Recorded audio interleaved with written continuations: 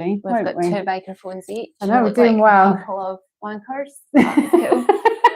I don't. Speak for yourself. I definitely do. So this is a bit of an ad hoc session for us to talk about, we've had a bit of a break, we've had a bit of a rejig, and obviously we did the talk about cold water therapy and those and then kinds you moved house. And then I moved house, and then you've done a Reiki master practitioner, and there's all sorts of other stuff been going on. Yeah. Been a bit quiet on here. We had, yeah.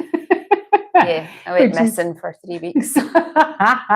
Missing in action. So what did you want to have a chat about today? I know we talked about cold water last time, because this was really about what's coming up in the wellness industry that is grinding our gears. Yeah, but also it's, I know this big thing about misinformation. It's not misinformation, but it's kind of, let's look at things in a slightly better way, in a bit more, an observational way, and see, what have been our own personal experiences of what have happened. So with cold water, I know we had that chat last time, so we'll not go into that again. Yeah. So what did you want to If you want to see that, go back and watch the other one. Although since we did that, more information has been coming up.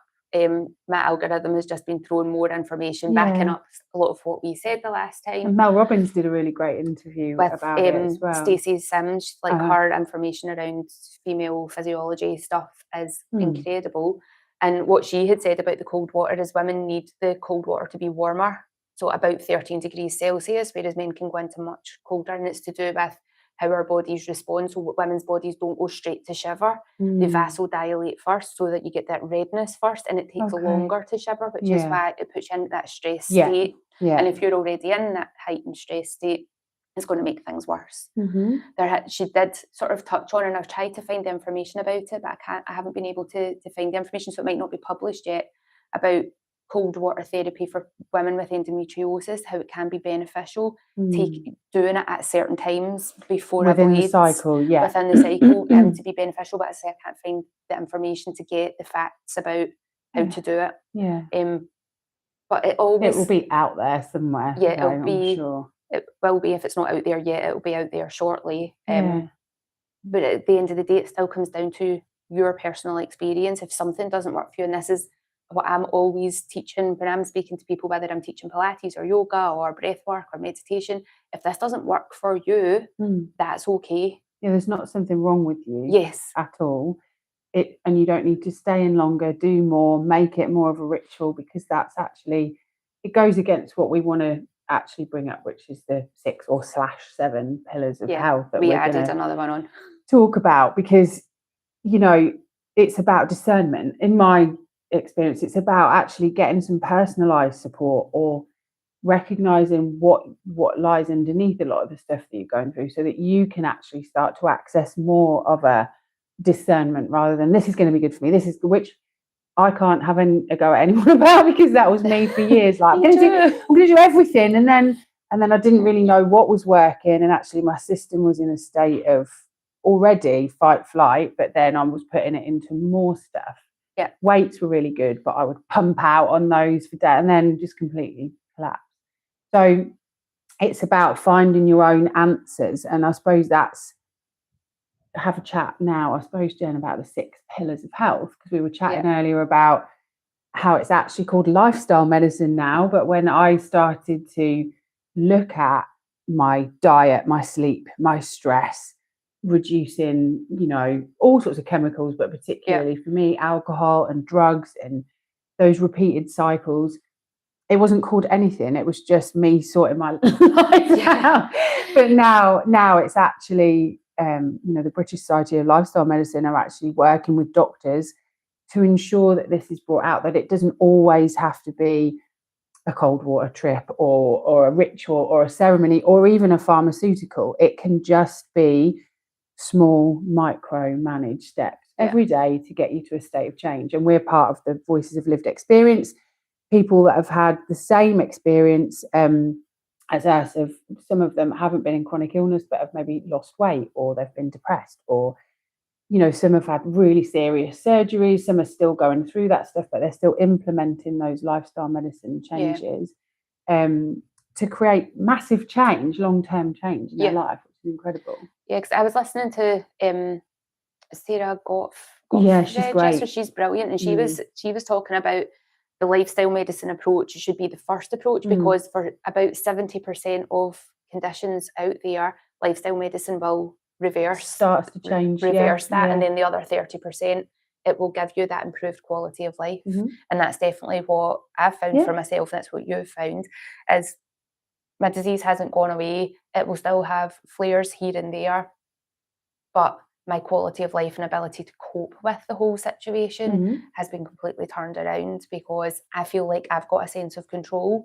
And when the doctors, who are doing the best job they can with very little information really, because they are seeing patients back to back all day long, they don't have time to go and look up what the latest within a research. structural system as They've well, got to be told what they're allowed to say. Some of them will go off piste and go and look at that because that's where their interest is. Maybe it's impacting them personally, but they're still working within very tight limitations of what they're allowed to do and allowed to say. So if you're then being able to research your own things and play around with ways that potentially are going to help you, so your diet, what are you eating? It was the first thing that I did, because my diet when I was ill was horrendous. I mean, horrendous. I don't even want to talk about it. It scares me now.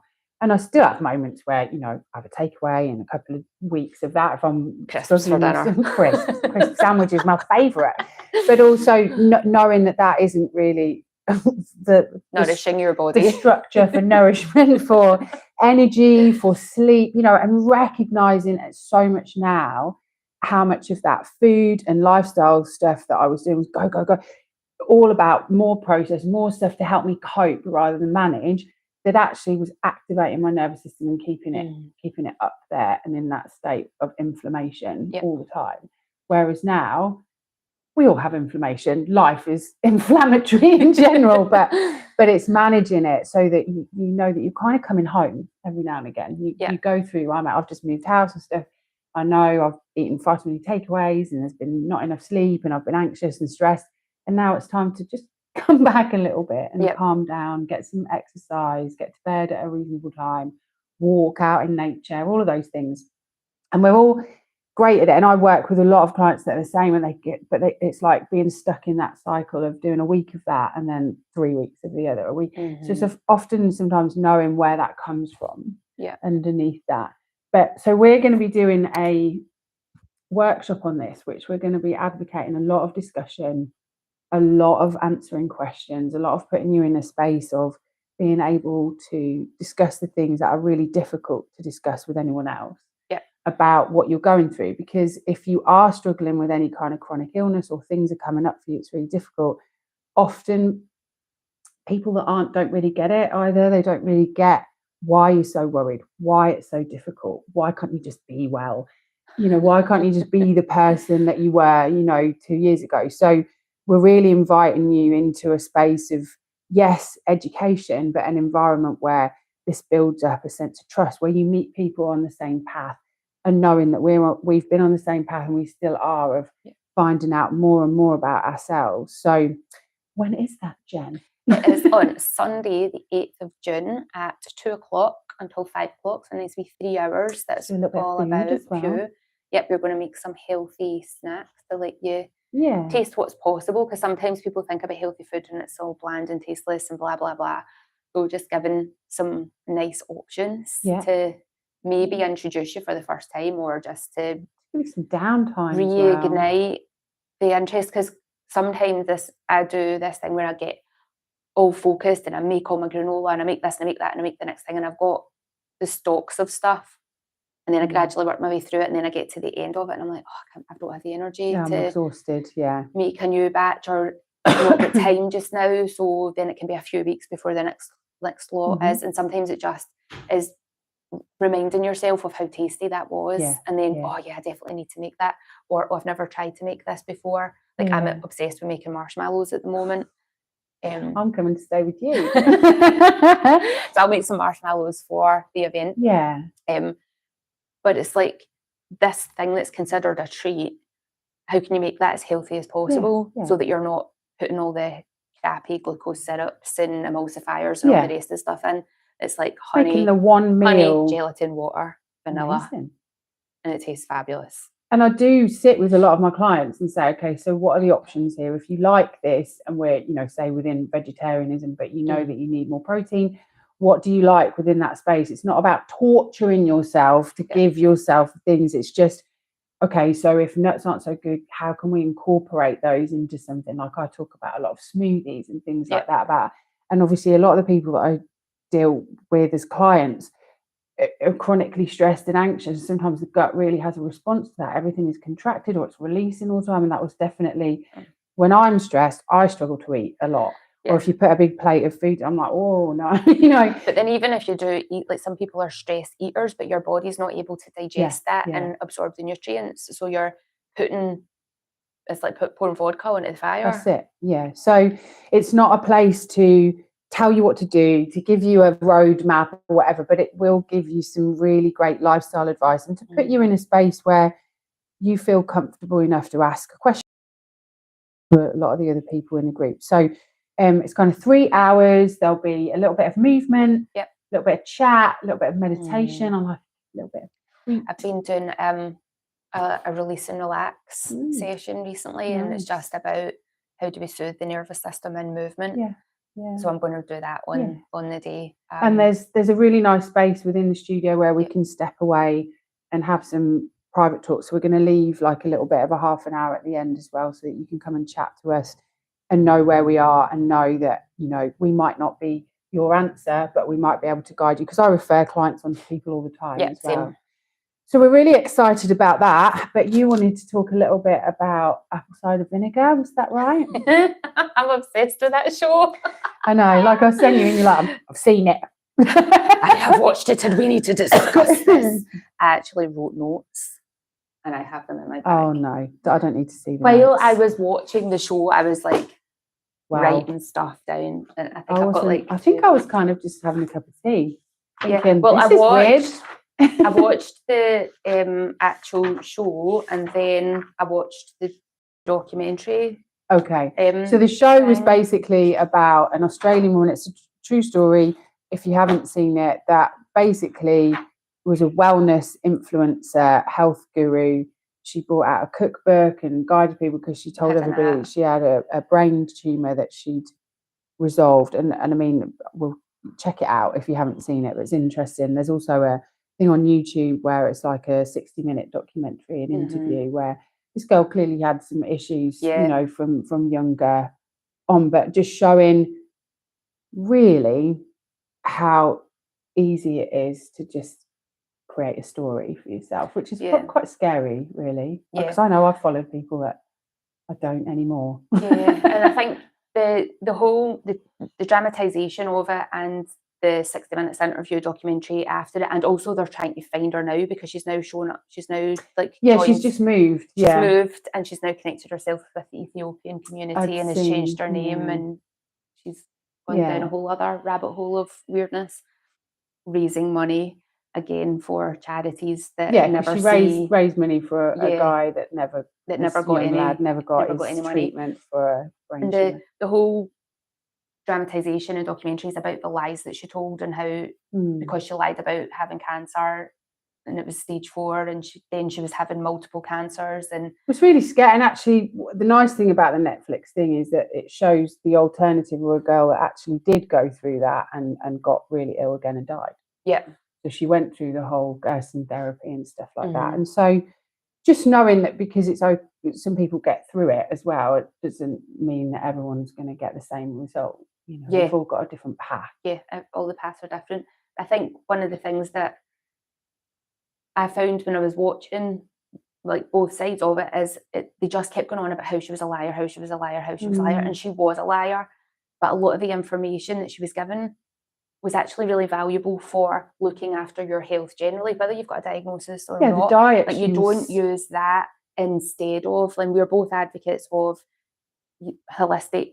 You might need a bit of integrative, a bit of allopathic as well as lifestyle absolutely stuff. They go hand in hand with each other. So the diets that she was promoting were healthy diets. They weren't that would suit if you were on chemotherapy or non chemotherapy as well. Like they could help, and there is a lot of information now about using fibre and fermented foods to help you through chemotherapy to reduce some of the side effects of it and to also make it work better. Like there's a particular microbe, and I can't remember the name of it. It begins with an A, and I keep thinking of that mushroom, Amanita muscaria, and it's not that, but it sounds something like that.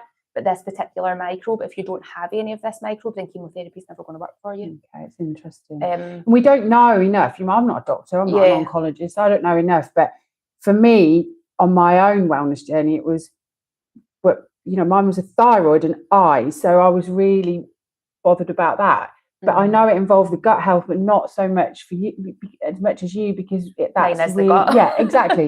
So mine was a problem, but it wasn't actually the area that was burning up and inflamed. It was like, actually, I need to get a hold of this so that I can start to work with it. And I worked with it with medicine because I was in a state I couldn't, without that medication, I'd be in some kind of thyroid storm. My heart rate was bonkers.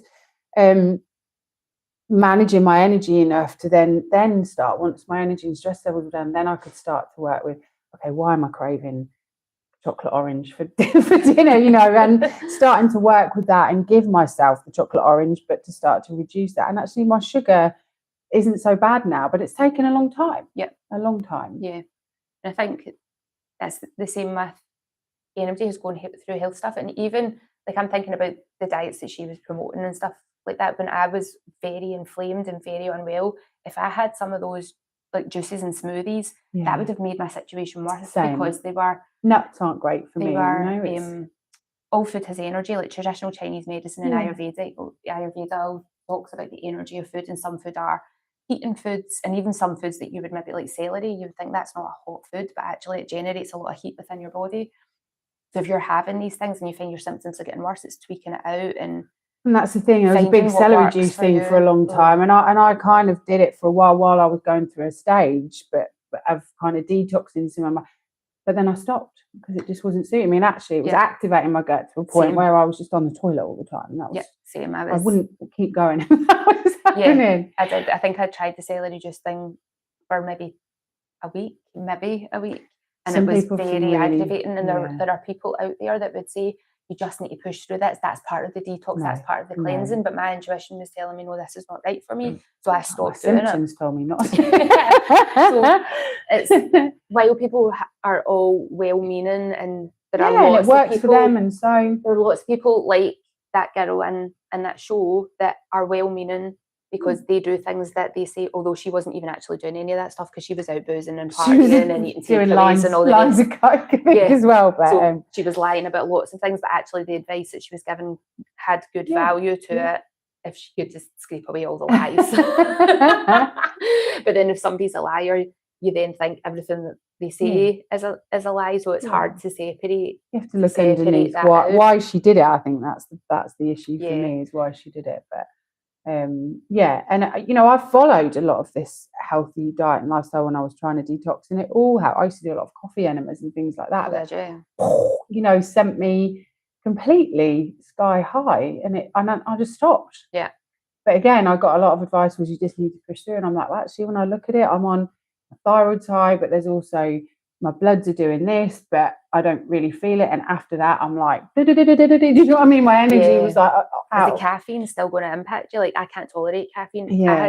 So for a while, because the Zoe study said that coffee is really good for your microbes, I was like, right, I'm going to try that. I know I can't tolerate caffeine, so I'm going to get decaffeinated. I shake on black tea, can't drink it. So I got decaffeinated coffee, and when I was looking into it, I was like, I'll get the Swiss mountain water cleansed so that there's no chemical process in it, so it was as clean as I could possibly get. I still got jitters and anxiety I was really drinking decaffeinated coffee because there's still a little bit of caffeine in it. I might be mildly addicted to that buzz. Oh, really? I don't have a lot of coffee, and I always make my own if I can. And it's not as strong. But if I go and have, say, a flat white in the afternoon, that's a bad move. That's a really bad move. I'm like, oh, it's 12:30 and I'm still awake. I wonder why. Yeah. So, just recognizing that after all those years, my liver wasn't really in a great state, and the cortisol that had pushed through my body during Graves' disease. And I'm not a scientist, but I knew what it was doing to my own body. But that took time Yep. and discussion and reading different people's opinions and not going straight for this is this person, I'm going to follow her rigidly.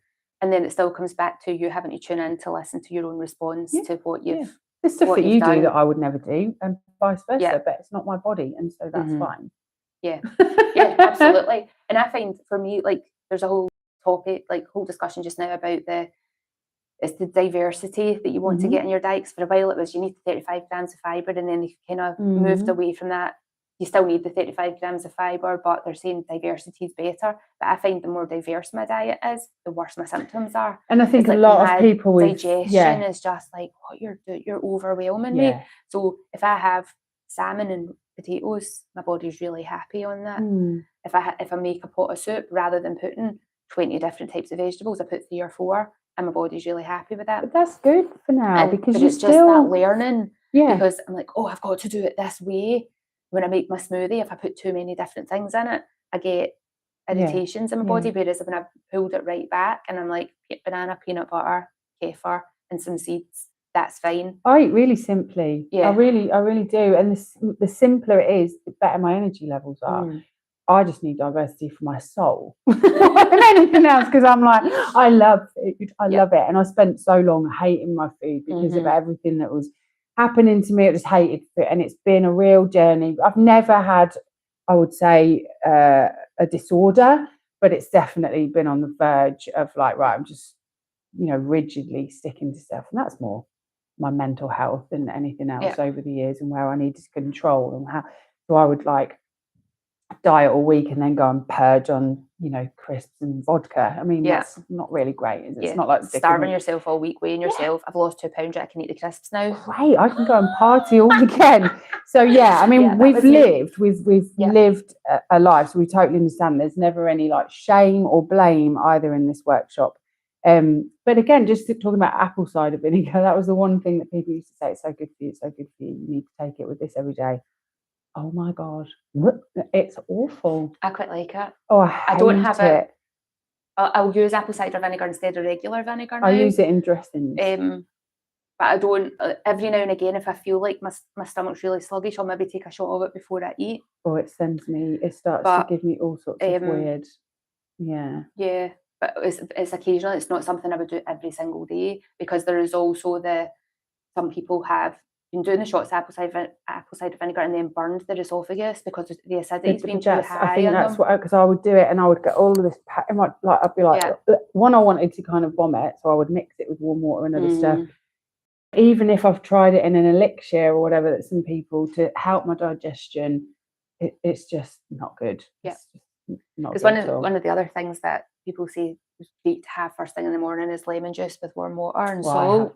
I don't have salt, but I tried that for a few weeks, and I think that contributed to my eyes flaring up, because that's really high in histamine. And if you're histamine sensitive, then that could potentially. But I tried it, and people go, "Oh, I have that in the morning, I feel so much better," and I didn't feel any different. I didn't feel any better or any worse. But then I started getting this eye irritation, so I've taken it out, and I'll take it out for a while and see. For me, I'm really bad at drinking water, and I don't really drink a lot of cold water, so I will always have a little bit of lemon. But I like it; it suits my system, and I think it just keeps on top of any of the toxins as well that I've been putting in my body. So that's the other thing. No one's perfect. I'm certainly not perfect. I still have days and weeks where things aren't great. And I think that's the other thing about the influencer side of it, is that life's difficult. Life's not easy. I just moved house. If you think I was going to sit and make kind of like a chicken dinner after that, I really just basically collapsed with cheese and crackers and a half beer. And slept on the sofa, and that's okay too, but it's kind of finding that space where you can just be open about it. So we're really excited about bringing it forward, so start to look out for some of the posts, and we'll send out emails on our thing as well, and you've done the booking link and everything now, so we're getting on it today. I've put it, if you're watching this on YouTube, I've put that in the description underneath the video. Perfect. And then we'll put it in the comments on the Facebook one as well. For this one too. So if you've not seen apple cider vinegar, check it out. It's interesting just for a human interest anyway. I think. But to see people are mental, and people are mental online, so don't take what people say on there as gospel. Yeah, it's partly, a lot of it is all about their own learning. I think I watched something today, and a little one that Healing from Healing had posted about, and she's actually some kind of scientist as well as. I'm just gonna, and this guy was basically advocating having larger testicles and how that's great, and how he got up every morning and which it might be true. I don't know. But her problem was that she was saying this. She said, I always look out for a discount code. Yeah. Use this, and there's a discount code on there. It's for Shilajit, which has obviously got the great benefits. But she said what he was advocating it for, it didn't have benefits for that at all. So just do your research. Just do your research and find out about the people.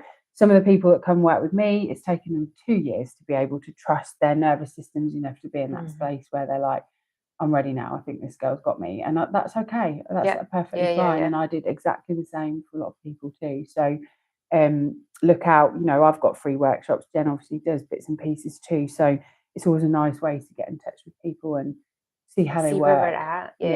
Yeah, I've got loads of free stuff, which again in the YouTube description there's links to all my free things in there about movement. And I'm going to go download some of that now.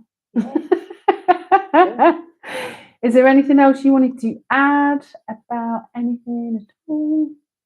Oh, and we are going to the British Society of Lifestyle Medicine conference in September in Brighton. So that will be really good to actually talk to some doctors about our own journey, but also patients and stuff that might be really interested. We're going to be doing some Q&As and meeting some people, which should be really good. I'm really excited about that, to get and kind of spread the message with the corporate kind of world. Because I was at the conference in September last year, and while there are loads of doctors there that are really interested in lifestyle medicine, they still approach it with a level of cynicism, because one of the questions that came up on the app that goes to the people on the stage that really stood out for me was, this is all good and well, but my patients still want the magic pill. They just want the prescription and be sent on their way. And for me, that's the doctor needs to have a better conversation. So if you are the patient, or if you're a doctor, ask what else can be done, like offer solutions of other things that can be done. Here's a tablet, but also can you start to have a look at the lifestyle approach? So how are you managing your stress? What are you eating? How are you eating? Are you moving your body? What are your relationships like? What substances are you taking in? Like starting to have these conversations and asking your doctor about it, because I know somebody who's a GP who was like, I was looking at that lifestyle medicine stuff, but I don't think my patients want that. I'm like, if you've not had that conversation, how do you know? And if the patients are not asking their doctors because they think they're only there to prescribe a drug, and in many cases they're prescribing a drug because that's all that they've got in their toolkit just now, because they haven't gone, I'm getting enough demand for this lifestyle stuff, I'm going to go and check that out. So it's difficult, isn't it? Or there's been no proof that it works, or it takes a little bit longer. But then there is now, because that's what the BSLM is all about, is that evidence-based. Here is all the evidence that supports. And there are systems that use the 6 pillars in their, chronic illness kind of, people that are remote and stuff like that. So I know we've had chats with people about that. And it's something that we would like to do within a community space as well. And you can just build a kind of course about it. So please come and see us at the workshop. It'd be great to meet you anyway. And so we'll pop all the details out there, and we'll look forward to seeing you soon. Yes, absolutely. Okay, I've got to figure out how to finish this off.